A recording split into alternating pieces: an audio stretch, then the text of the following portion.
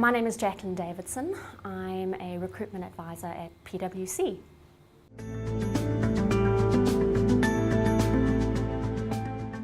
So I think before we go into how you prepare your CV, we think it's really important that you understand what PwC look for in a grad.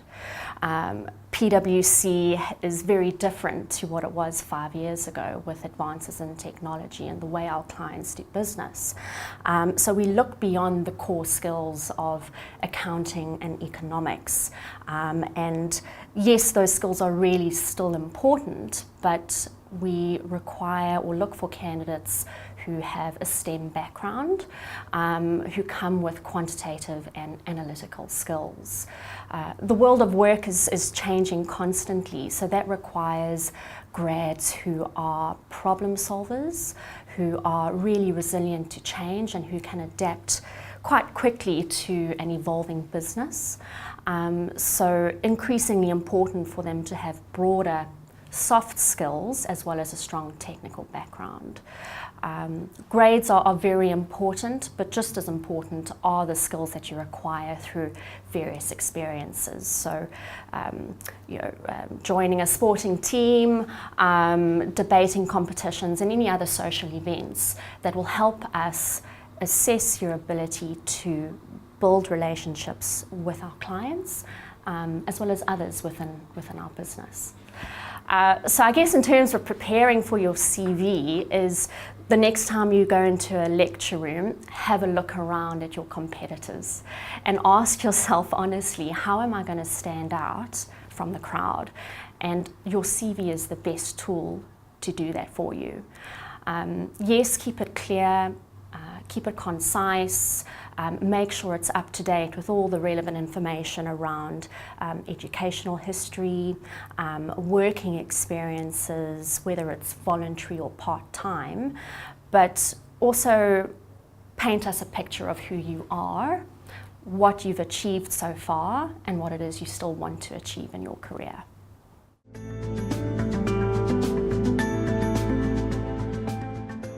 Your CV shouldn't be longer than 2 pages.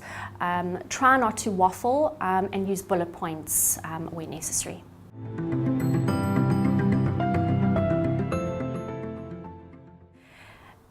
I would suggest a technical skills section. So if you are studying a degree in computer science or information systems, it's really important to list those skills. So whether it's the type of languages you've studied, coding, systems, databases, definitely, but please don't include a personal attributes or competency-based list. Rather try and incorporate those competencies in the body of your work experience. So for example, if you think you're a problem solver, tell us about how you solved a problem at work, what impact it might have had on the business and your role.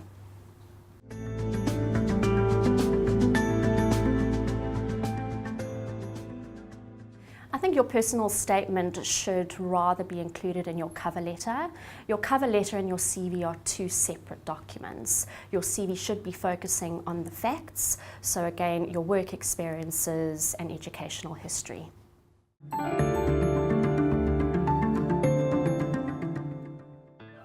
Your references can be requested by the client during the course of the interview, but I don't see a need in listing your references on your CV.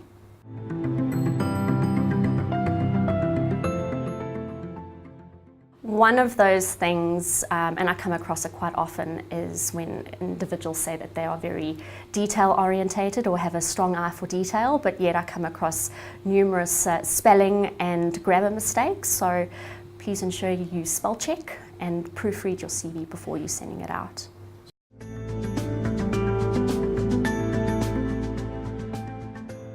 Cover letter shouldn't be longer than a page.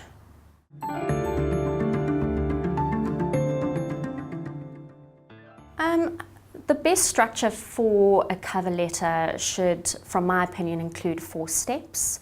That would be the opening, so tell us about the job that you're applying for and why. The next would be why you, so talk to why you think you're suitable for the job and as well as the skills that you have in order to do the job well. The third step would be why PwC. So what attracted you to the role and why do you want to work in this role and work for PwC? And then finally end it off really strongly by reaffirming your skills as well as your enthusiasm for being a part of the process.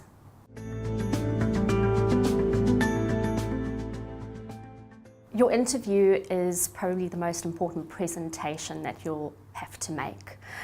So you need to be prepared, and that comes with researching the company, researching the industry, but most importantly, really knowing yourself, knowing your CV, knowing your work experience inside and out, as well as your strengths and any areas where you feel you maybe need to develop or improve. And again, preparing to answer questions and also preparing to ask questions to the interviewer.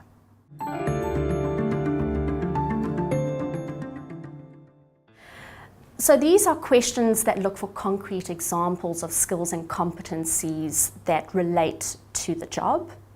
The type of competency-based questions that might be asked will include a certain scenario or situation that you might have been in. How did you handle that situation and what the outcome was? And possibly even what did you take away from that experience and how can you implement that in your learnings going forward?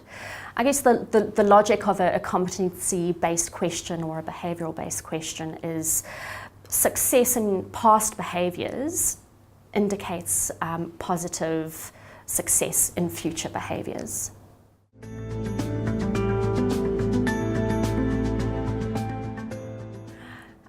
We try not to ask tricky questions because we really want to get a true sense of who you are as an individual. The purpose of the interview isn't to trick you into any question or any answer.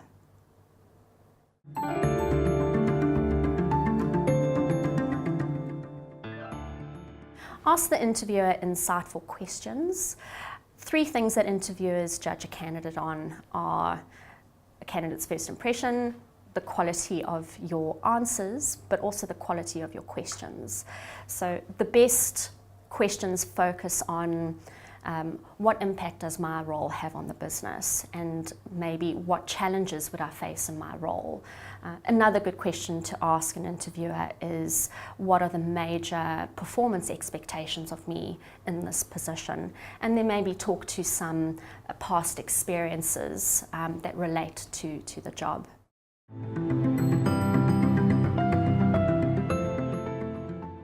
When you're thinking of what to wear, dress to impress, I think, and dress appropriately. So a really smart suit, not necessarily a tie because we don't want you to feel uncomfortable, but dress appropriately.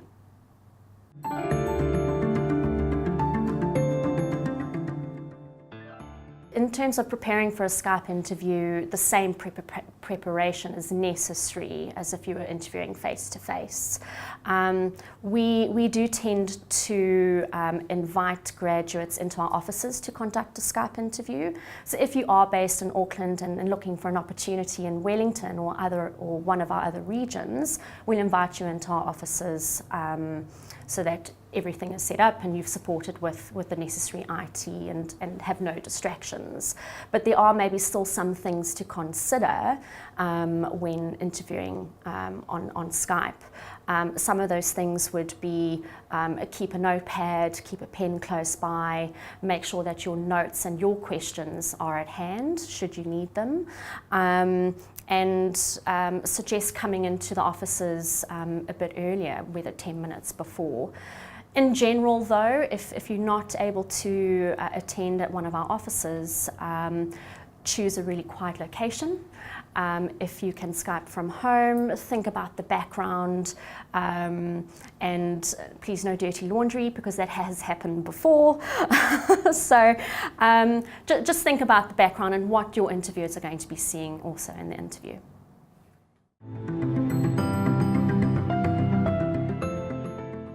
So you can show your personality in various ways.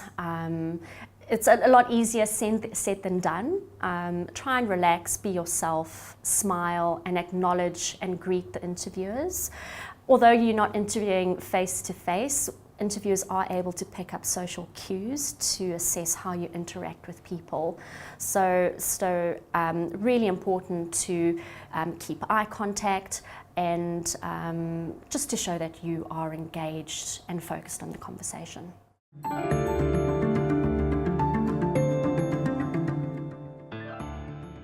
In terms of what you wear, again, dress appropriately as if you are interviewing face-to-face, and preferably head to toe.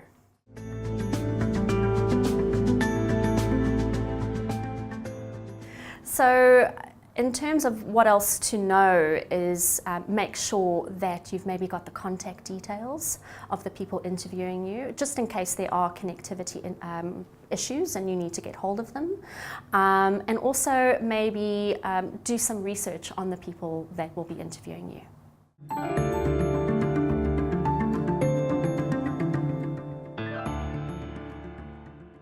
So PwC conduct both a numerical and verbal reasoning assessment, and these tests are there to assess how you think. In terms of preparation for these assessments, there are quite a few practice tests that you can find online. So it might be a good idea to run through those and try and complete them within the time frame.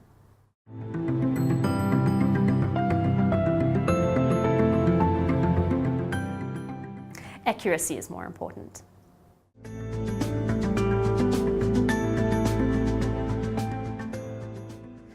So there isn't a pass mark, but we do have a minimum requirement.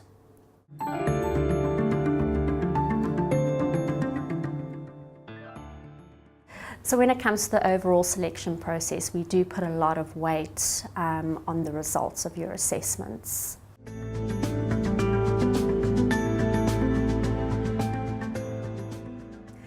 Do's and don'ts of social media, there are quite a few, so I'm going to keep it really short and to the point. Just be really sensible about what you're putting on social media.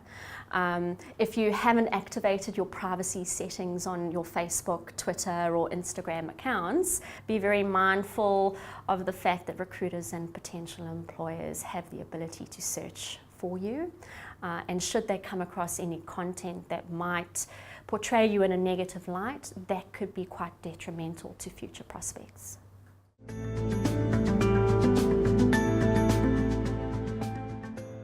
So LinkedIn is a great tool. As a recruiter, I use it daily. It's a platform connecting professionals, and that's how you want to be portrayed. So my tips would be to complete your profile as comprehensively as possible. It is pretty much an online version of your CV. So ensure again that you're including all relevant educational history, work experiences, any achievements, sporting interests, as well as, again, any voluntary or extracurricular activities. Connecting with like-minded people is also really important. So connecting with individuals who have the same interests, who work in the same industry, and also maybe connecting or joining LinkedIn groups. These are a fantastic platform where people will share relevant industry trends, so it's a great way for you to stay abreast of what's happening in your industry.